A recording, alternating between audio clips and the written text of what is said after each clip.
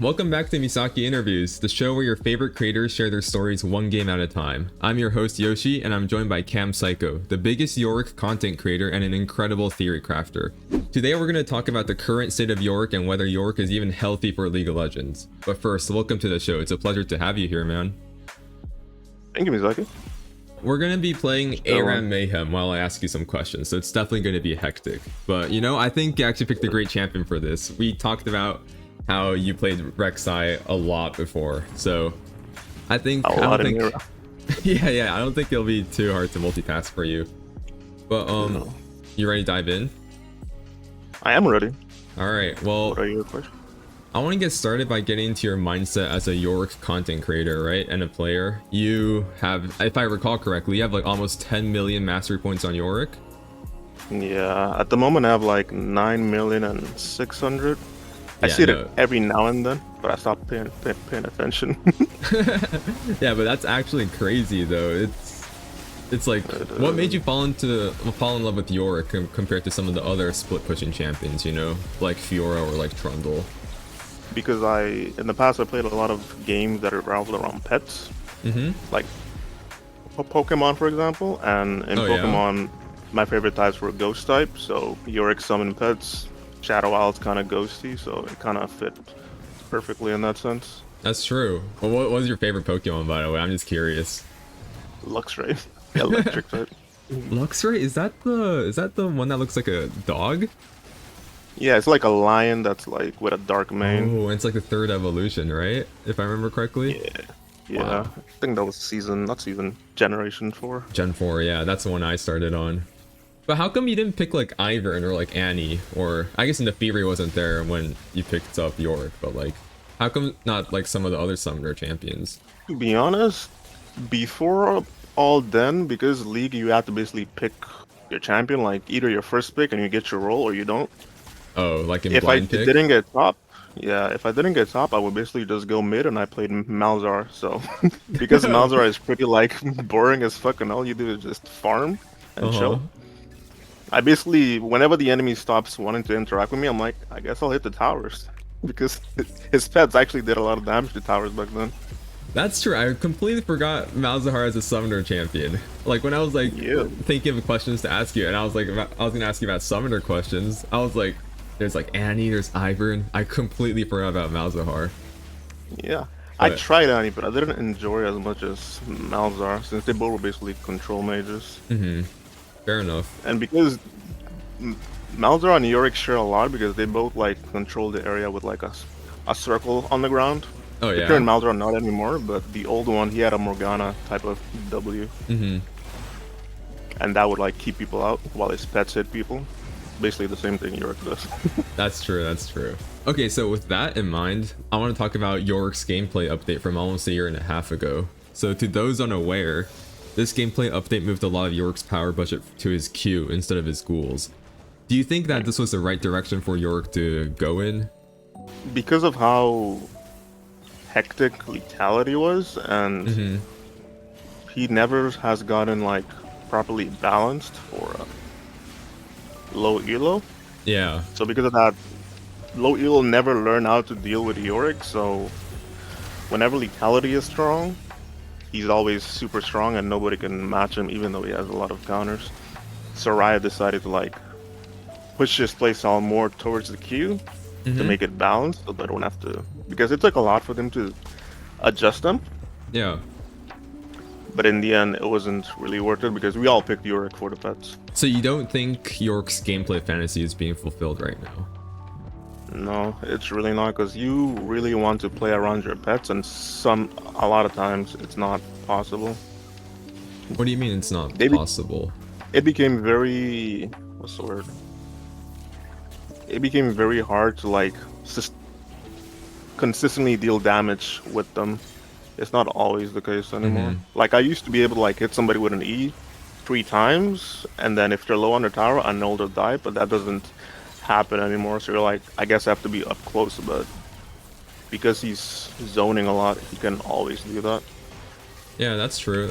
So you kind of mentioned how like, I don't know if you said it specifically, but like maybe people who aren't as good as League of Legends can't deal with lethality Yorick, right? Do you think like the dichotomy between low elo and high elo players is like the main problem for Yorick? I think it is that, but also Yorick has a lot of hidden text behind his pets. So a lot of times, people are like being chased by the ghouls, even in the past, and instead of auto-attacking them, and back then they would just get one shot immediately, they wouldn't auto-attack them to just stop the damage. They would just run away and die. That is true. I I do remember killing so many people just because they would just keep running away, but they can't run away, right? Because the ghouls move really fast. Yeah. One of the biggest problems Yorick has is like the buggy AI. Do you think that's a big problem that Riot should fix? That is one of the biggest ones, because sometimes, even currently, my biggest frustration is you can hit somebody with an E, they'll attack them, but then at some point they just drop aggro immediately. That's true. And then you just lose like all your DPS because of that. Yeah, that is true. That is true. And in the past, there were other Yorick content creators as well. Maybe like Slogdog or like Ninetales, for just to list a few. But those creators all have left the scene because of like the gameplay updates. But I do think the gameplay updates did bring a lot of new Yorick players in, just because it's a little more forgiving and less ghoul oriented. Do you think that this gameplay update was a net positive or a net negative for the community, the Yorick community? For the community, it was like negative, because I know like a lot of Yorick players quit, even the high elo ones that don't stream as much or play. But because he did become very popular because of pro play, because of that, a lot of people did try him out. Because the thing is, he didn't just become more easy, but he got more ghoul access with the Q giving him a grave. Yeah. So that really is what helped, especially for team fights. Sadly, because of that, because of the way they tried to balance him, a lot of his builds became very skewed towards Triforce. And if you try to balance them around only that item, all the other builds will fall off or be less effective. That's true. At least if you pretend like that's the only build he can go, which, in Riot's case, they kind of pushed it in that sense. Yeah, I want to talk about that later, but I also wanted to talk about what you said about pro play. So Yorick's been popping up here and there as like a counter pick, right? Or like a good top lane pick for some teams to pick. And I think that presence is just facilitated by the gameplay update. Do you think Yorick fundamentally as a champion, do you think he belongs in pro play, or do you think he's like a niche solo queue pick for players like you and I? I would say he belongs in pro play, because they use him to like bully or match the ranged champion's top. Because whenever there's not a lot of top laners that can match ranged champions, because they can farm from afar away. Yeah. And Yorick can with his pets. He can like match, he can sustain with his Q, and that keeps him relevant. And at least these days, most ranged tops don't have a lot of dashes either. Yeah, that's fair. So he can still set up. But the only thing is, in pro play, eventually they don't actively split push and keep split pushing either. He'll eventually group, and that's when it's like, even the casters will say, or players, or people like in the chat, they'll be like, Yorick is looking so useless because they picked it for the laning phase, but he doesn't get to show his strengths in pro play. I see. For example, I don't think I ever seen a pro player release Maiden as they go to group, because Maiden will just drop dead usually. That's true. I don't think I've seen that either. And that's I feel like that's partially to the fault of the gameplay up there, right? Where they made him more I'd say Yorick based instead of Maiden and Ghoul based. Yeah. It would have been somewhat best if they kept it a bit more, I guess, balanced. What do you mean they by did that? not do that. Like, make it an even split between Maiden power, Yorick power, and Ghoul power.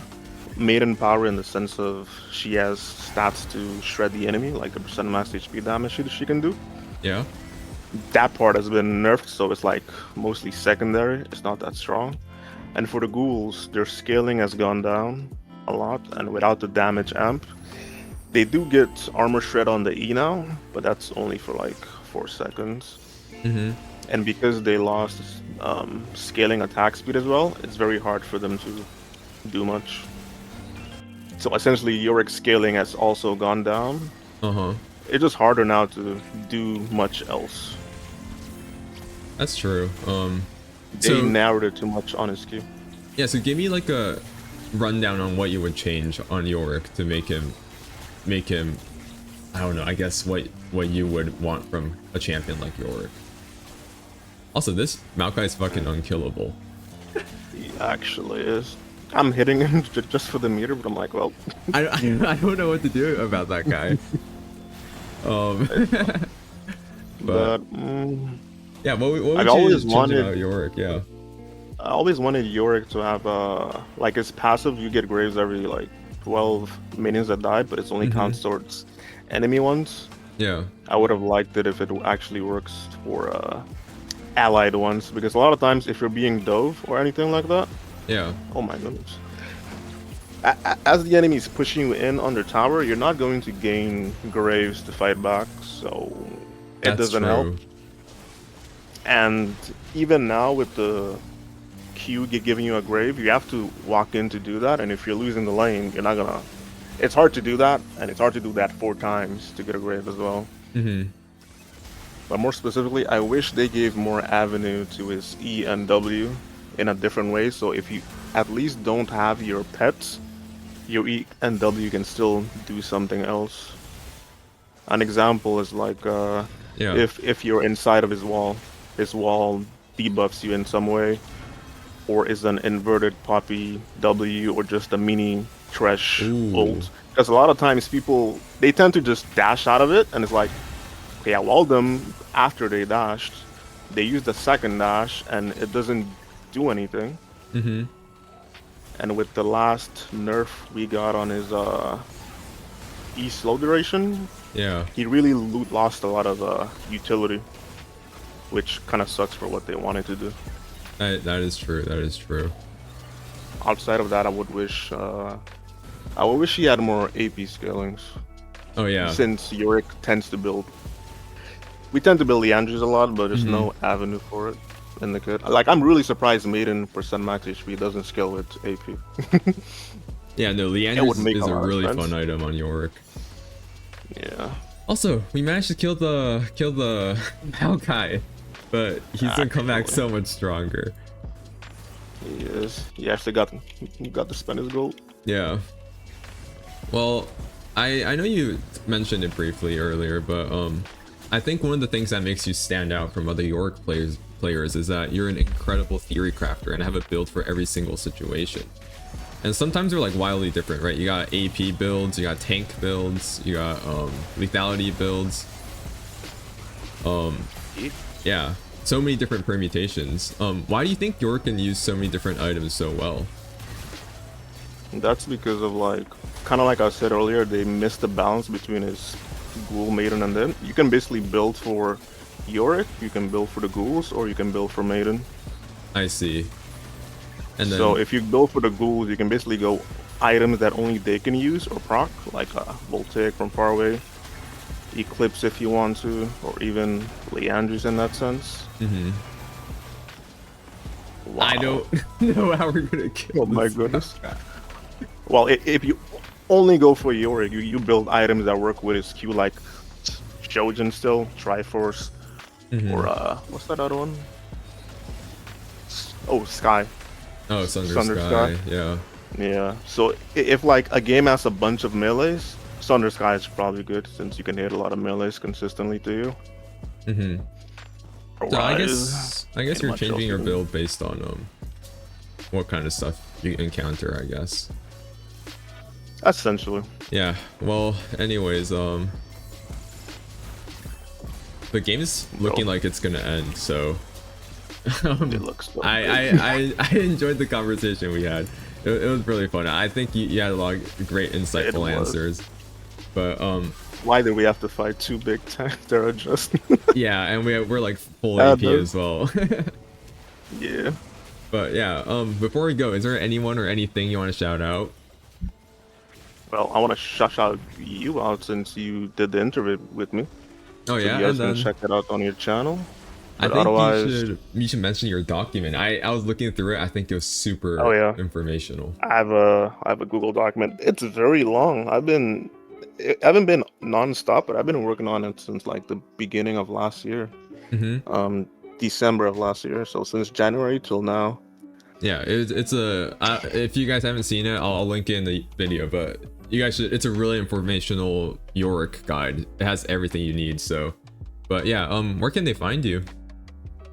Oh, you guys can find me almost everywhere. Just Kampsycho on YouTube. That's Mm-hmm. where I post most of my content. On Twitch, I stream almost every day. And if I don't, it's because I'm editing or just relaxing. Mm-hmm. Outside of that, on some socials like Instagram, there it's Kampsycho Gaming. Facebook, just Kampsycho. And then TikTok as well, Kampsycho. Oh, and on Twitter, that's where I either rant or I'm posting about Yorick bugs to ride to hope for the best. Yeah. Well, that's awesome. Well, if you guys like this one, consider subscribing. I've got more interviews with great guests like Kampsycho on the way. But that's it for now. Thanks for watching, and I'll catch you guys next time.